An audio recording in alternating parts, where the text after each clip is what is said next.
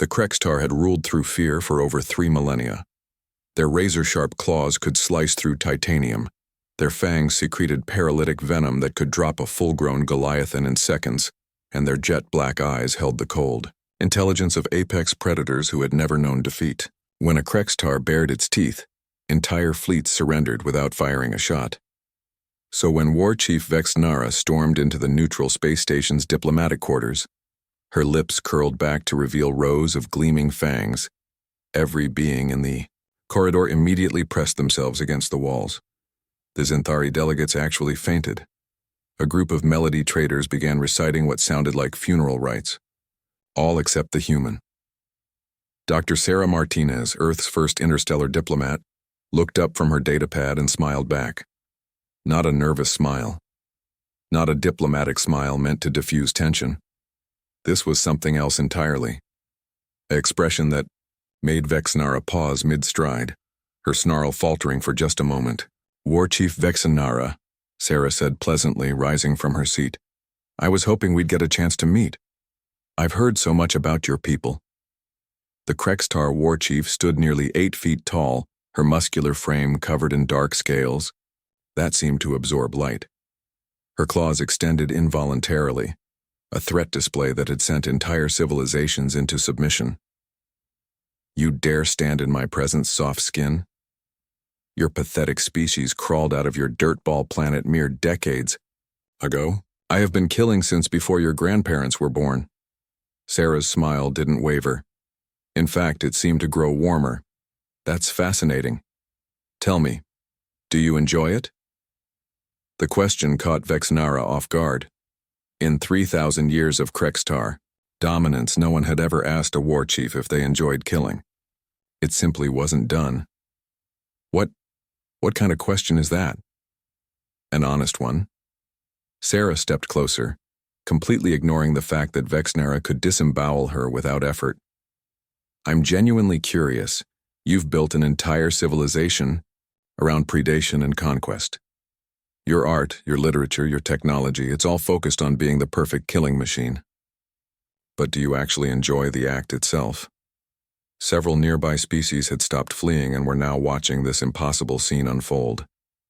A human, a member of a species barely capable of interstellar travel, was casually interviewing the most feared predator in known space. Vexnara's claws retracted slightly. The question was unexpectedly complex. I am Krextar. We are born to hunt. It is our nature. That's not what I asked, Sarah said gently. Nature and enjoyment aren't the same thing. A bird builds nests because it's their nature, but that doesn't mean they derive pleasure from every twig they weave. When you make a kill, in that exact moment when life leaves your prey, how do you feel? For the first time in her long life, Vexnara found herself thinking about the question seriously. How did she feel?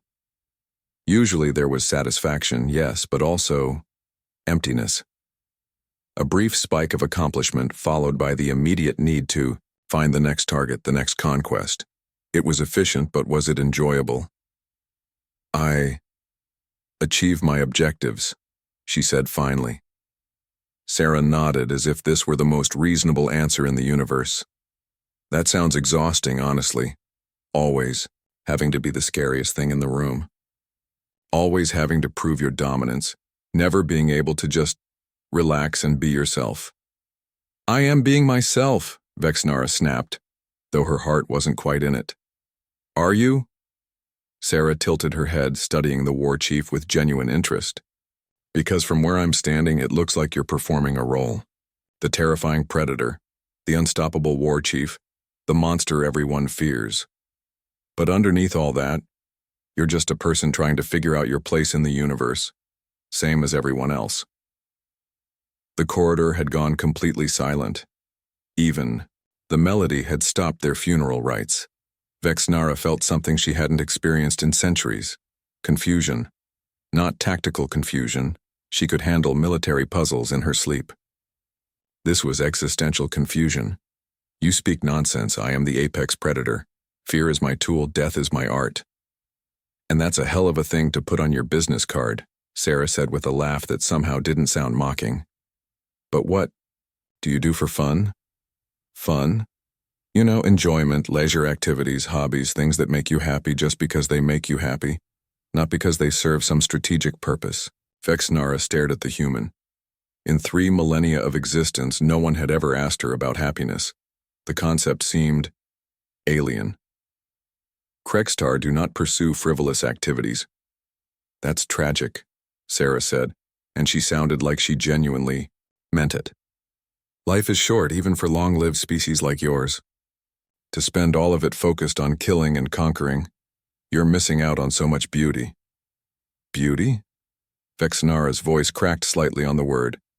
The way light refracts through a nebula, the sound of children laughing, any species' children, the satisfaction of growing something instead of destroying it, the joy of making someone else's day just a little bit better. Sarah's smile softened. When was the last time you did something that made you happy without also making someone else miserable? The war chief found herself thinking back through decades, then centuries, then millennia. Every accomplishment had been built on the suffering of others. Every victory had required defeat.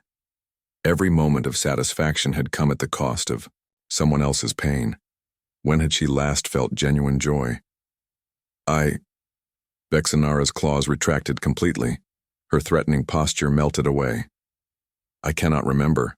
Sarah reached out and gently touched the Kregstar's scaled arm, a gesture that should have resulted in immediate death. Instead, Vexnara found herself leaning into the contact. It's never too late to start, Sarah said softly. You want to know what I think? I think your people became so good at being predators that you forgot how to be people. But being a person is so much more interesting than being a weapon. Around the corridor, other species watched in amazement as the most feared war chief in galactic history stood with her head bowed, tears, actual tears, falling from her black eyes. How? Vexnara whispered. How do I learn to be happy? Sarah's smile was radiant. Well, for starters, you could try smiling back. Not the predator thing with the teeth, a real smile, the kind that comes from inside. Tentatively, awkwardly, Vexnara attempted something that felt completely foreign to her facial muscles. The result was lopsided and uncertain, but unmistakably genuine. There you go, Sarah said warmly. That's a good start. Now, how would you like to learn about human cuisine? I was about to grab lunch, and I think you might enjoy pizza. Fair warning, though, no hunting required. The pepperoni is already dead. For the first time in 3,000 years, War Chief Vexnara laughed. It was rusty and unpracticed, but it was real. As they walked toward the station's food court, the most feared predator in the galaxy and the smiling human diplomat, other species began to whisper in amazement. The humans had done it again, not through superior firepower or advanced technology, but through something much more powerful. They had seen a person where everyone else saw only a monster. And sometimes, that was all it took to change the universe.